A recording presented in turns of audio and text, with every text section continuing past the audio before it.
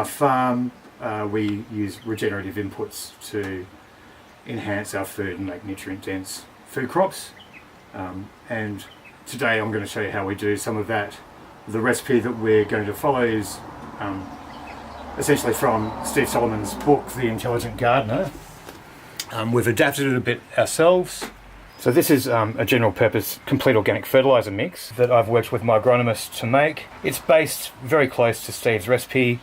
It has a few other elements in it to help with the regenerative aspect of it, which Steve as well recommends. So these are stabilised carbon forms such as soluble humate granules, boron that's encapsulated in humates, and humic acid powder. And today we're going to make a 20 times mix. You can see in here the volume that we're going to make is 4.6 litres in one mix, but we're going to make a 20 times mix, which will make about 100 litres.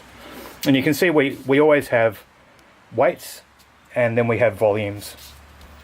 Okay, and so that's really helpful when it comes to quickly measuring this out. We're able to know exactly the volume, so we can just use a measuring cup to measure it out to speed up the process. So I'm going to run you through the different elements and the different options for some of those elements. We have a manganese sulfate, zinc sulfate, copper sulfate, and boron. And we have two different forms of boron here. We have boron encapsulated in humates, and I'll just pour some of this out for you. And as you can see, it's got the carbon from the Leonard Diet, which is the humate, mixed in with it, and that's going to stop the boron from getting washed out of the soil.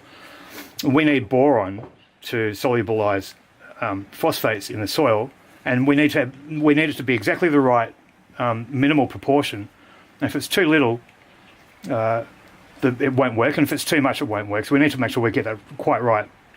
And often, because the boron is so fine, normally, here we have some really fine, it just washes out of the soil really easily. So this way, it's with the carbon. The carbon has a bond with it. It'll hold onto it and stop it from getting washed out. Our trace elements for our COF are the manganese, zinc, copper, and the boron.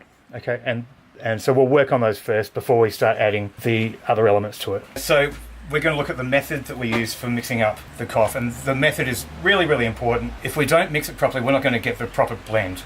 And so the matrix of these different elements won't work properly if we don't do that correctly. So we start mixing from the most minor fine-grained element that we use, and we mix them up and blend them out with the other fine elements. Then we keep that as one part, and then we move to the next part, which will be like the lime and the gypsum and these bulkier elements, and then we make a premix of that, and then we do a third mix, which would be our biggest mix, which would be the canola meal. Then we'll add the three elements together, you know? So we make it in a three-part process. So I'm going to show you how we blend these out now. So first of all, for our 20 mix, I'm going to add 50 grams of zinc sulfate.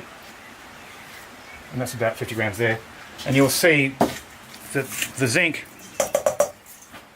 generally has lumps in it. So I just use this old blockbuster to break it apart. And you've got to remember, we're making up about 100 or so litres in volume of this COF. So we need this to blend out perfectly through the 100 litres, so it's really important as to how we mix it.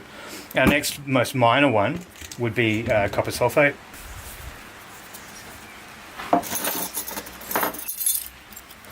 To our zinc.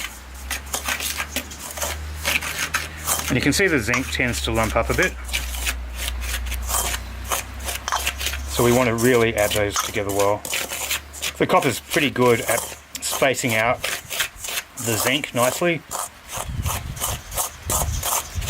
You know, and because we're making such a large amount, you know, it doesn't matter if it takes you 5 minutes to get, but you can start to see the white element and the blue element together. So we are starting to get that really nice mix between the two. And then we'll start adding our next element, the soluble humate granules, so which is regenerative additive, and we only use a very small amount of it. So this will dissolve in the soil. We'll use another humate, which is a humic acid powder, which we use more of. But this one here, and you can see it's looks like a crystal, and it dissolves. Normally, actually, it comes in a finer grain than that, and we don't need to use very much of it. So for our 100 or so litre mix, we're using 100 grams or 100 mils. You can hear outside it's raining, so it's always good to make this stuff up on a rainy day when we can't be working in the garden. It's generally when I tend to focus on these sort of things. You'll see that the finer powders tend to stay together and the larger powders tend to want to separate from that. So it's really important that we mix this adequately at the right stage. So we're starting from our smallest volumes and moving up, and we're trying to stay to small grains at the moment, although that one is slightly larger than I would have liked. So now we're going to go to our manganese sulfate. So there's 800 mils of manganese sulfate, and then we're just going to blend it in a bit by bit. So start off.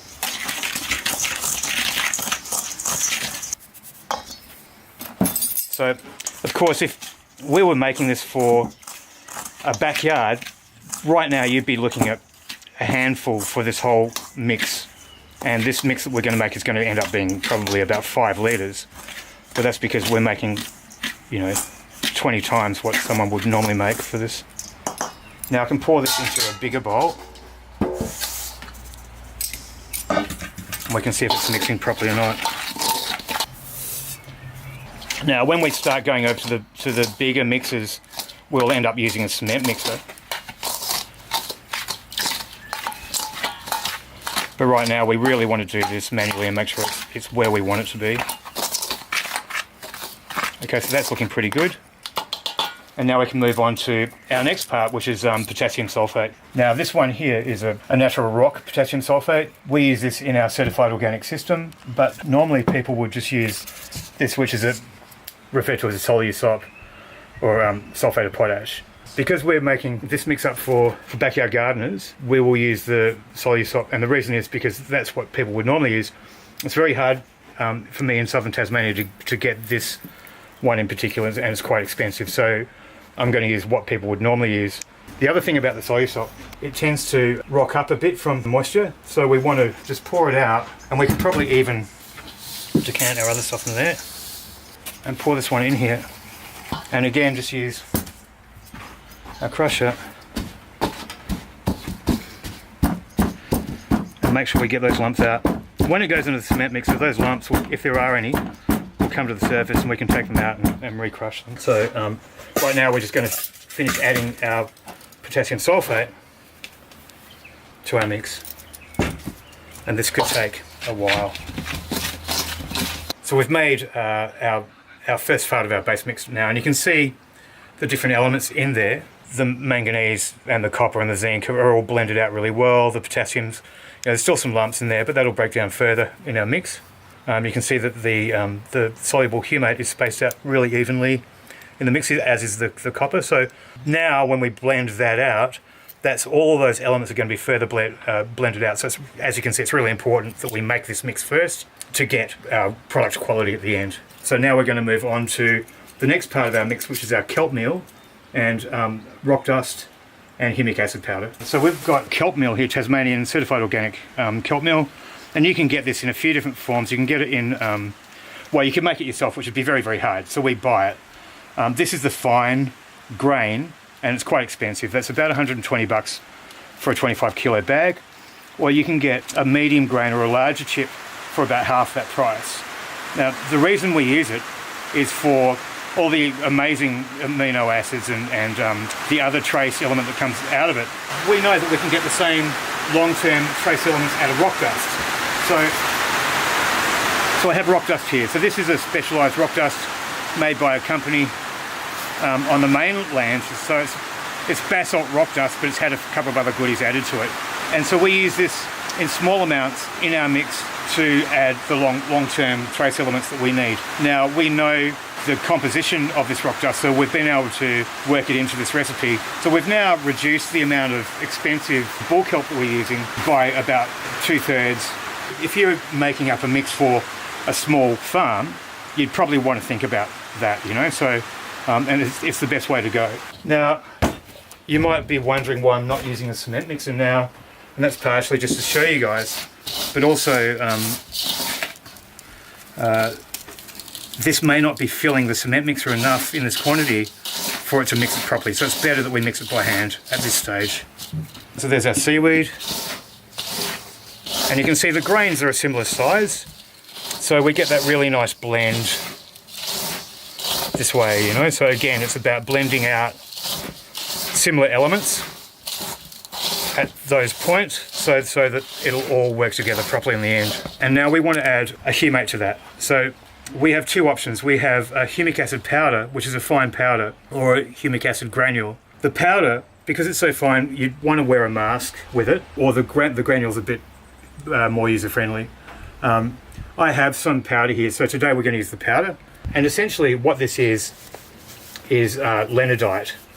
So Leonard Diet is the residue from ancient rainforests. It's also referred to as brown coal. So for our 20 times mix, we're going to add 860 mils of the humic acid powder to our mixing assist, ultra fine. So we don't want to be breathing it in. Normally I'd be wearing a mask, and I'd probably use something else for mixing it in, but I'm just going to gently turn it in so it doesn't go everywhere. I could have added this to the earlier mix, but it will coat that anyway in our final mix in the cement mixer anyway.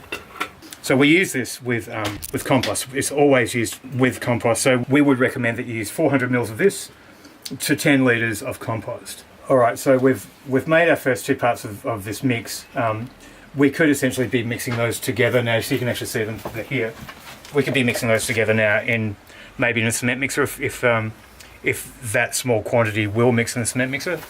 And then we need to add the next elements. For this recipe we're using 8 litres of bone meal, and we're going to add that to our soft rock phosphate, or guano. So we have these two different forms here. Both are certified for use on organic farms. This is sustainably harvested from bat caves, and the soft rock phosphate is mined.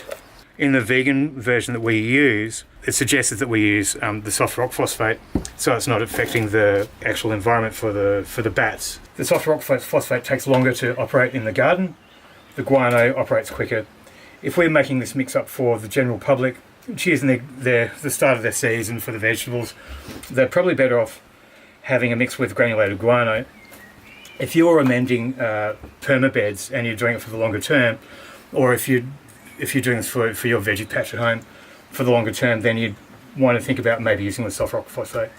The soft rock phosphate will stay in the soil for years.